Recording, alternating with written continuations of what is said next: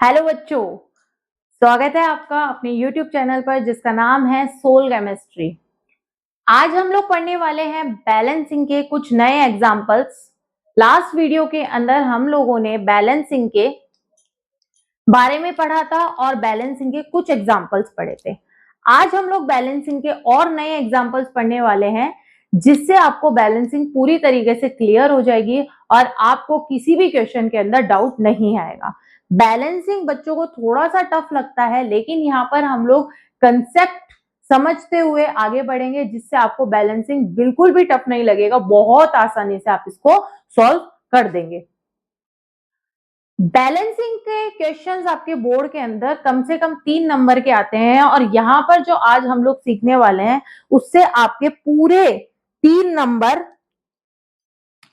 आ जाएंगे, स्कोर कर लेंगे, कोई प्रॉब्लम नहीं आएगी।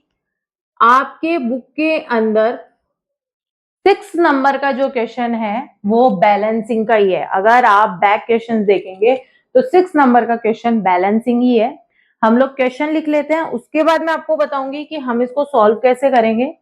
सबसे पहले हम लोग लिख रहे हैं फर्स्ट क्वेश्चन जिसमें है HNO3। HNO3 को हम लोग बोलते हैं नाइट्रिक एसिड।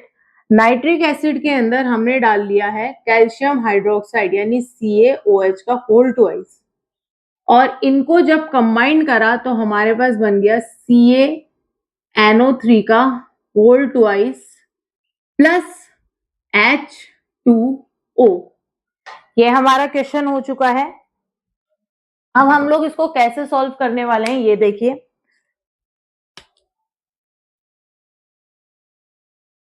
हम लोग सबसे पहले HNO3 वापस से लिख लेंगे, यानी कि हम लोग पूरा की पूरा क्वेश्चन वापस से लिख लेंगे। CaOH का होल ट्वाइस गिव्स CaNO3 का whole twice plus H2O।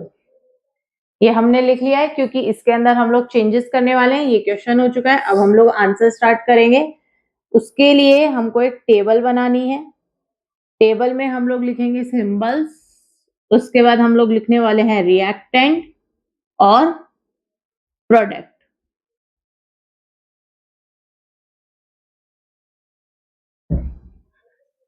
Symbols देखिए कौन कौन से हैं। पहला सिंबल है हाइड्रोजन, दूसरा सिंबल NO3 पूरा है।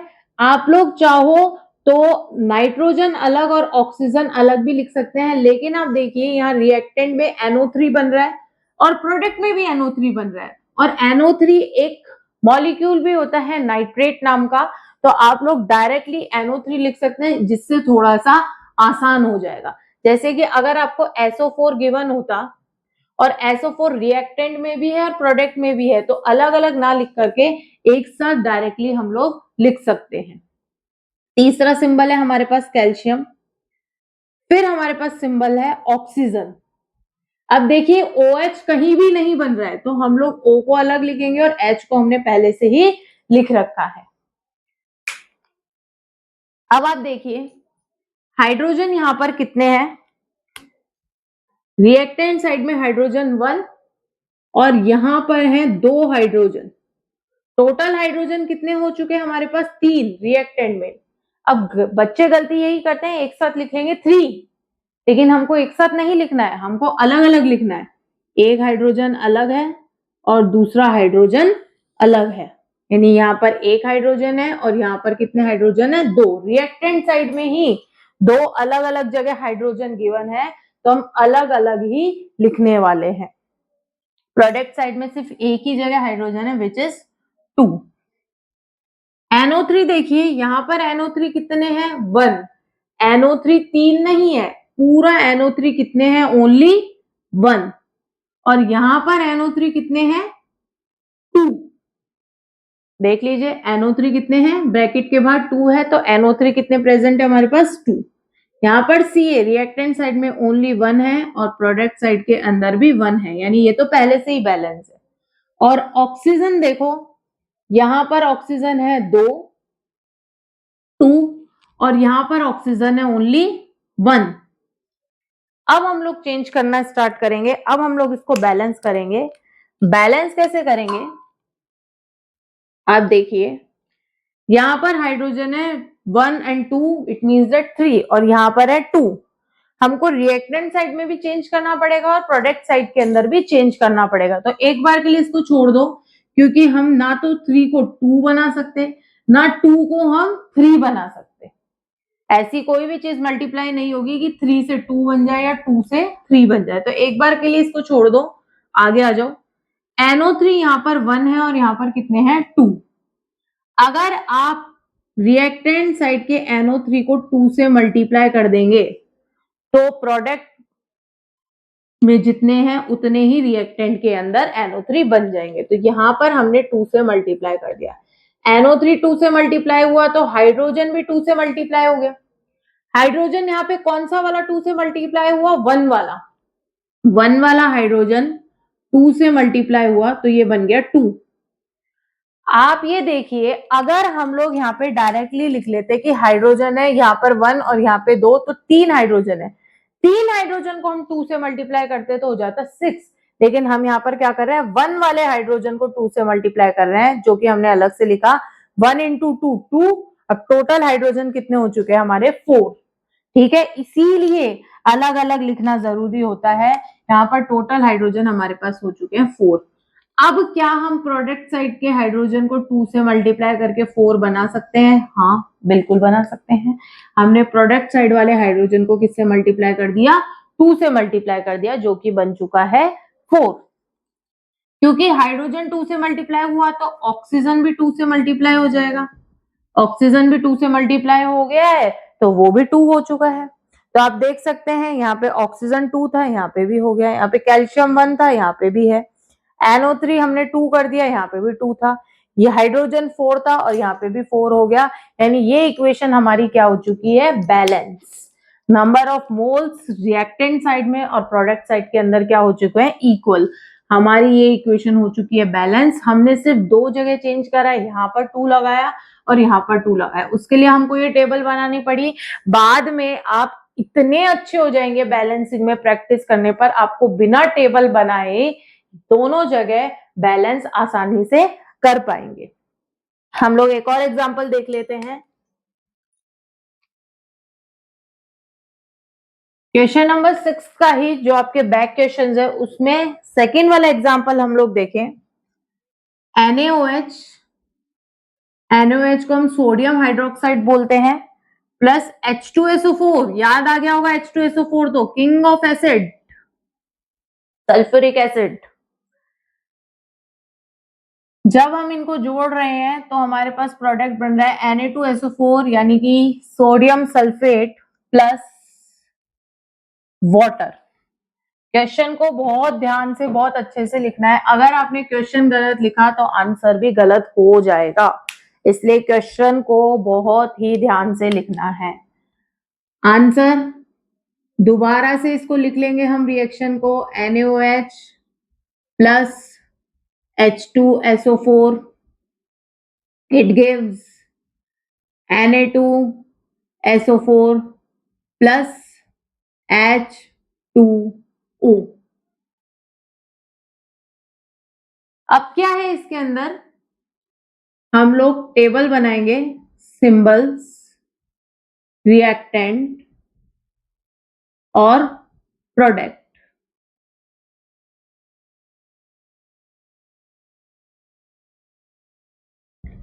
रिएक्टेंट में क्या है हमारे पास? सबसे पहले सोडियम यानी Na, उसके बाद है ऑक्सीजन यानी O, उसके बाद है हाइड्रोजन यानी कि H। फिर से आया हाइड्रोजन जो कि हमने लिख दिया है। दूसरा है SO4। SO4 हम पूरा की पूरा ऐसे की ऐसे लिखेंगे क्योंकि यहाँ पे भी क्या प्रेजेंट है हमारे पास? SO4, जिसको हम सल्फेट बोलते हैं। तो अलग अलग लिखने की जरूरत नहीं है। अगर रिएक्टेंट में भी वही बन रहा है और प्रोडक्ट में भी वही बन रहा है तो डायरेक्टली हम लोग लिख सकते हैं, और सल्फेट अपना अलग मॉलिक्यूल होता है। अब देखिए यहाँ पर Na कितना प्रेजेंट है रिएक्टेंट साइड में? 1, ओनली 1। और प्रोडक्ट साइड में आप देख सकते हैं Na प्रेजेंट है 2, तो हम लोगों ने ये लिख लिया। ऑक्सीजन कितना प्रेजेंट है यहाँ पर? 1 रिएक्टेंट साइड में, और प्रोडक्ट साइड में भी कितना प्रेजेंट है? 1। ये भी क्लियर हो गया है। अब आप देखिए हाइड्रोजन यहाँ पे कितना प्रेजेंट है, यहाँ पर 1 और यहाँ पे 2, तो 1 हम लोग अलग लिखने वाले हैं और 2 हम लोग अलग लिखने वाले हैं, जबकि प्रोडक्ट साइड में सिर्फ 2 हाइड्रोजन प्रेजेंट है। SO4 यहाँ पर प्रेजेंट है 1 और यहाँ पे भी प्रेजेंट है SO4 ओनली 1। तो ये हमारी टेबल बन चुकी है। अब हम लोग इसको बैलेंस करने वाले हैं। बैलेंस हम लोग कैसे करेंगे, यहाँ पर क्योंकि सोडियम 1 है और यहाँ पर 2 है, तो क्या हम 1 को 2 बना सकते हैं? जी हाँ, हम बना सकते हैं। अगर 1 को 2 से मल्टीप्लाई कर दे तो रिएक्टेंट के सोडियम को हमने 2 से मल्टीप्लाई कर दिया, जिससे क्या चेंज हुआ, रिएक्टेंट का जो ऑक्सीजन है वो भी 2 से मल्टीप्लाई हो गया और 2 बना लिया, और हाइड्रोजन भी 2 से मल्टीप्लाई हो गया। कौन सा वाला हाइड्रोजन हुआ, 1 वाला या 2 वाला? 1 वाला। तो 1 वाला हाइड्रोजन भी 2 से मल्टीप्लाई हो गया, ये 2 बन गया।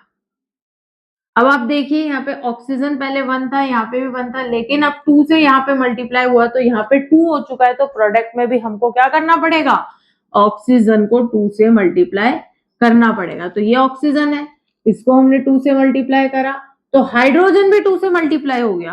तो ये देखिए हाइड्रोजन को भी हमने 2 से मल्टीप्लाई कर दिया, तो ये हो गया 4। यहाँ पर 2 + 2 पहले से ही 4 हो चुके हैं। SO4 हमारे पास 1 प्रेजेंट है और ये रिएक्शन हमारी हो चुकी है बैलेंस।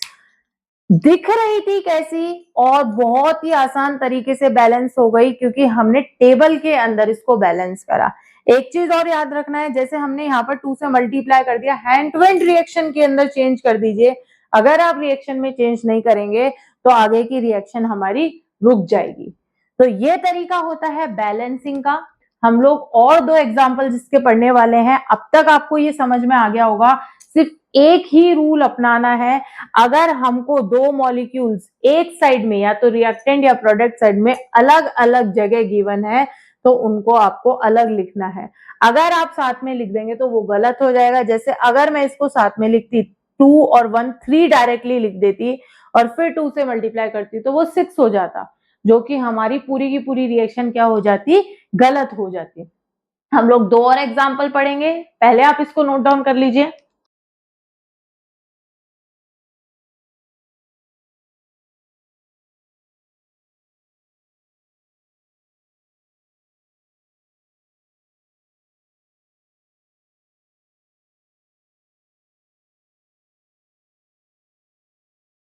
अब हम लोग थर्ड क्वेश्चन देख लेते हैं। थर्ड क्वेश्चन क्या है, NaCl, ये तो नमक हो गया जो हम घर में यूज करते हैं, सोडियम क्लोराइड। AgNO3 यानी कि सिल्वर नाइट्रेट। जब हमने इन दोनों को जोड़ दिया तो बन गया AgCl प्लस NaNO3। बहुत ही इजी सा क्वेश्चन है ये। कैसे, देखिए हमने इसको सॉल्व करना है। NaCl plus AgNO3 plus AgCl plus NaNO3। इसमें हमने ले लिए सिंबल्स रिएक्टेंट और प्रोडक्ट। सिंबल्स हमारे पास क्या है, Na है, सोडियम, क्लोरीन है Cl, Ag है यानी सिल्वर, और NO3 है यानी नाइट्रेट। Na हमारे पास रिएक्टेंट साइड में कितना है, 1, प्रोडक्ट साइड में भी कितना है, 1। Cl हमारे पास रिएक्टेंट साइड में 1 और प्रोडक्ट साइड में भी कितना है, 1। यहां पर Ag है 1 और प्रोडक्ट साइड के अंदर भी है 1। NO3 भी हमारे पास है 1 और प्रोडक्ट साइड के अंदर भी NO3 है 1, यानी ये इक्वेशन तो पहले से ही बैलेंस्ड है। इसको तो हमको बैलेंस ही नहीं करना है। तो कभी कभी इस टाइप के क्वेश्चंस भी आ जाते हैं, आपको कंफ्यूज करने के लिए आप लोग उल्टा सीधा करके कुछ भी करके बैलेंस करने की कोशिश करें, लेकिन ये इक्वेशन तो पहले से ही बैलेंस है। कैसे पता चला, टेबल फॉर्म में। जैसे हमने इसकी टेबल बनाई वैसे हमको पता चल गया कि ये इक्वेशन तो पहले से ही बैलेंस है, इसके अंदर कोई चेंज नहीं करना है, क्वेश्चन ही आंसर है। ऐसे की ऐसे आंसर हमको लिखकर आ जाना है और हमारे पूरे नंबर आने वाले हैं। इसके बाद हम लोग एक इक्वेशन और सॉल्व करेंगे। इक्वेशन क्या है, BaCl2, Ba बेरियम होता है और Cl2 हमारा क्लोराइड हो गया, तो ये हो गया बेरियम क्लोराइड प्लस H2SO4 यानी सल्फ्यूरिक एसिड से हमारा क्या बन चुका है, BaSO4 प्लस HCl यानी बेरियम सल्फेट प्लस HCl यानी कि हाइड्रोक्लोरिक एसिड। इसके लिए हमको क्या करना है, दोबारा से एक बार रिएक्शन लिख लेते हैं हम। BaCl2 प्लस H2SO4 से हमको क्या मिल रहा है, BaSO4 प्लस HCl। अब हमको टेबल बना लेनी है। हमने लिया सिंबल्स, रिएक्टेंट और प्रोडक्ट। सिंबल पहले है हमारे पास बेरियम यानी Ba, उसके बाद है क्लोरीन यानी कि Cl, उसके बाद है हमारे पास हाइड्रोजन और फिर है SO4। देखिए रिएक्टेंट एंड प्रोडक्ट दोनों में ही SO4 बन रहा है यानी सल्फेट बन रहा है, तो हम लोग डायरेक्टली SO4 लिखने वाले हैं। Ba हमारे पास रिएक्टेंट में कितना है, ओनली 1, तो प्रोडक्ट में भी कितना है हमारे पास 1। Cl हमारे पास क्योंकि रिएक्टेंट में 2 है तो हम 2 लिखेंगे और प्रोडक्ट में ओनली 1 है। हाइड्रोजन हमारे पास रिएक्टेंट में फिर से 2 है और प्रोडक्ट के अंदर हाइड्रोजन फिर से क्या है, 1 है। SO4 देख सकते हैं हमारे पास रिएक्टेंट में भी 1 है और प्रोडक्ट के अंदर भी 1 है। अब हम इसको सॉल्व करेंगे। क्या करना है हमको, क्लोराइड हमारे पास 1 है प्रोडक्ट में और रिएक्टेंट में 2 है, तो प्रोडक्ट को 2 करने के लिए यहाँ पर Cl के प्रोडक्ट को 2 से मल्टीप्लाई कर दीजिए। हमने 2 से मल्टीप्लाई कर दिया। इधर से क्या चेंज हुआ कि हाइड्रोजन भी 2 से मल्टीप्लाई हो गया, यानी प्रोडक्ट वाला हाइड्रोजन भी 2 से मल्टीप्लाई हो गया और ये इक्वेशन हो गई बैलेंस। सिर्फ एक जगह 2 लगाने से ये इक्वेशन हमारी बैलेंस हो गई और कोई भी चेंज नहीं करना है। देख लीजिए ये 1 1 2 2 2 2 1 1। हमको यहां से भी चेक नहीं करना पड़ेगा, हम डायरेक्टली इक्वेशन से चेक कर लेंगे, टेबल से चेक कर लेंगे और ये हमारी इक्वेशन हो चुकी है पूरी तरीके से सॉल्व। यहां पर हो गया है हमारा बैलेंसिंग बहुत ज्यादा इजी। इसके अंदर आपको अगर अभी भी कोई प्रॉब्लम आ रही है तो हम लोग और क्वेश्चन सॉल्व कर लेंगे, लेकिन उसके लिए आपको कमेंट करना पड़ेगा कि बैलेंसिंग के और क्वेश्चंस आप मुझे सॉल्व करके दिखाइए, तो मैं आपको सॉल्व करके जरूर दिखाऊंगी। इसके अलावा हम लोग नए वीडियो के अंदर मिलने वाले हैं एक नए टॉपिक के साथ। अगले जो भी टॉपिक्स आने वाले हैं वो इस चैप्टर के अंदर बहुत इंपॉर्टेंट है। ध्यान रखिएगा, अगर आप फर्स्ट चैप्टर क्लियर नहीं करेंगे तो आपको ना सेकंड समझ में आएगा, ना थर्ड समझ में आएगा, ना फोर्थ समझ में आएगा। सारे चैप्टर्स एक दूसरे से इंटरलिंक्ड है, इसीलिए आप लोग एक भी वीडियो स्किप मत करिएगा, अच्छे से देखिएगा। बैलेंसिंग यहाँ पर आपको बहुत अच्छे से समझ में आ गई होगी। अब हम लोग नेक्स्ट वीडियो के अंदर मिलने वाले हैं एक नए टॉपिक के साथ। तब तक के लिए थैंक यू सो मच और हमारे यूट्यूब चैनल को सब्सक्राइब करें, बेल आइकन का बटन जरूर दबाएं। हम लोग मिलते हैं नेक्स्ट वीडियो के अंदर।